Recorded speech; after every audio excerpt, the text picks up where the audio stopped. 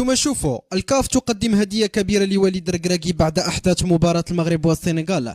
في خطوة فاجأت الشارع الكروي المغربي، أعلن الاتحاد الإفريقي لكرة القدم عن قرار لافت بعد أيام قليلة فقط من الجدل الكبير الذي رافق نهائي كأس إفريقيا 2025 بين المغرب والسنغال. فبالرغم من خسارة أسود الأطلس للقب، قرر الكاف توجيه رسالة قوية لمدرب المنتخب المغربي وليد ركراكي بمنحه جائزة أفضل مدرب في البطولة القارية.